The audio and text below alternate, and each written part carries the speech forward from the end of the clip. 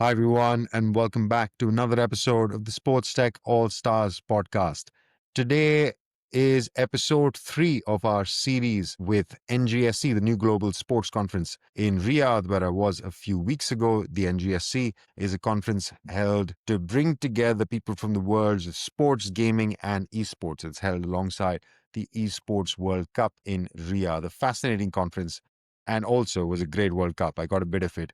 Was a lot of fun. Today, I bring you my conversation with somebody that I've known for a long time and also consider a friend, Jan Alessie, who is the founder and CEO of World Football Summit, a global platform that brings together stakeholders that shape the football industry. It was launched in 2016 and has a series of events, I believe, covering 5 continents, where it connects professionals across sports business and investment. Jan himself has 18 plus years of experience, having worked in Europe, Africa, Latin America, Asia, and the Middle East, all across in a variety of roles as a consultant, a content producer, and strategic advisor, building partnerships that shape the sports industry. We cover upcoming events of the World Football Summit, especially their events in Madrid and in Riyadh. We also talk about why Jan has been in Saudi Arabia for a few years now, even before the World Cup was announced, the potential that he saw in that market,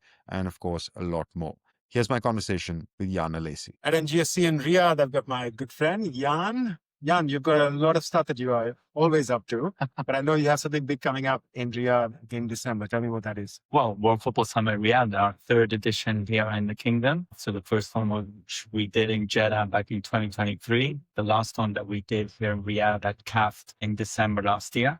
And this year, we're bringing World Football Summit to Mist City on the 10th and 11th of December. Actually, the 11th of December is also a special date here in Saudi Arabia because last year, that day, the hosting rights for the 2034 World Cup were given. So that's why we chose the date. So hopefully, it will be a big celebration of football globally, but football especially in the region and in Saudi Arabia. Now, I find that interesting because I know you've been in Riyadh. As you mentioned, the previous event was even before the World Cup announcement. I mean, things were coming up. So you've been investing in this region for a while. What made you do that? Well, the first time we thought about and decided to do World Football Summit edition of World Football Summit in Saudi Arabia was in 2022. I remember it was before the World Cup in Qatar. My God, things have really changed a lot since then. And I remember actually, that shows how much really the Kingdom and Saudi Arabia has advanced and the perception. But when we decided and we were talking about it to different friends, collaborators, partners, many people were telling us that it was a mistake to bring World Football Summit to Saudi Arabia. And then the World Cup happened and suddenly Cristiano Ronaldo signed for Al Nassr and everything changed. And suddenly those same people suddenly were saying, hey, what a great idea you have.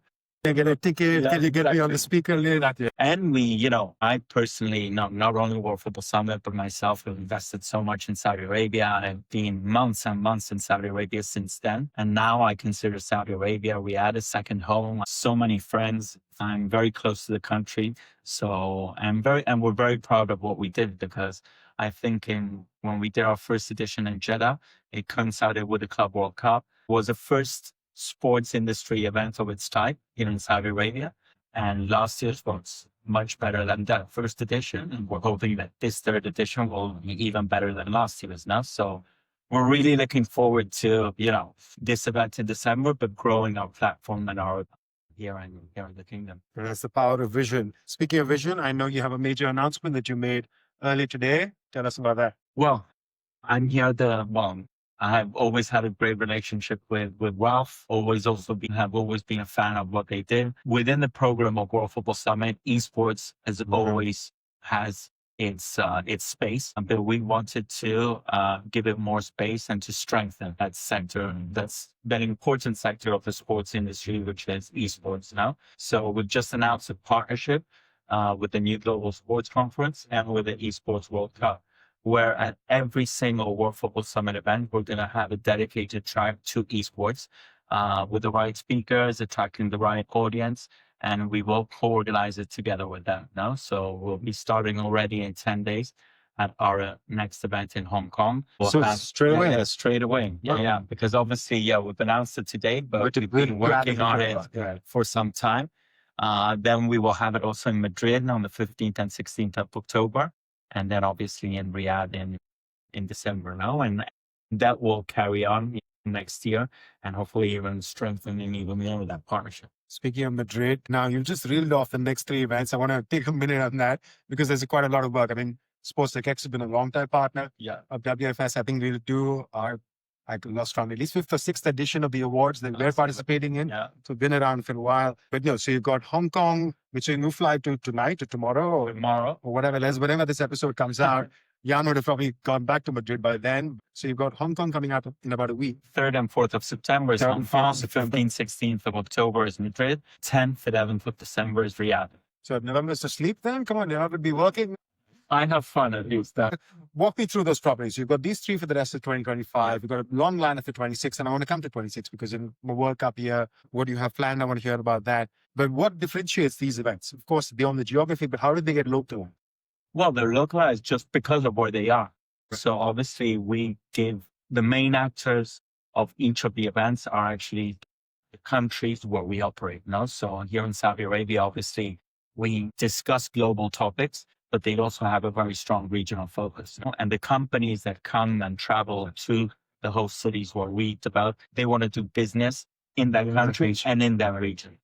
And also, I'd say 90% of the attendees of each of the editions that we do are from that particular region. So they don't step on each other, and they allow us to grow with that global community, which is the biggest asset of World Football Summit. Right now, we have a global community of about 150,000 people that either work directly in football and sports or have a particular interest in it. I'm keen on growing that community, and the best way to do so is to consolidate and grow each of the regional events that we have.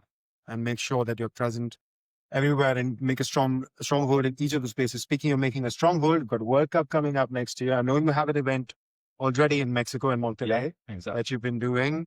Will it be coming back next year? Have you got anything planned around the World Cup? We'll be doing actually that event just before the World Cup, which, as you know, is going to be the opening is going to be at the Estadio Azteca in Mexico City. That stadium actually has already hosted 2 World Cup finals.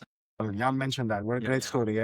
And they're renewing that stadium right now. And hopefully it will be ready for the World Cup. And it's a historic place. And Mexico has such a huge passion for football. So we'll be doing our 3rd edition in Mexico. We also have an edition in Africa, in Morocco, which is also a host of the 2030 World Cup together with Spain and Portugal. So all our events are also strategically located in countries where football obviously is very popular, but where a lot of things are being developed. Missing a World Cup is Hong Kong or China at the moment, but who knows? Maybe 2038. Maybe WFS is the way for them to get there. Once again, the power vision. Jan, always a pleasure sharing with you. Look forward to seeing you at one of the WFS events. I know I'll be at Madrid this year. Maybe sneak into Mexico next year for sure. That's on my radar. I appreciate it. Just thank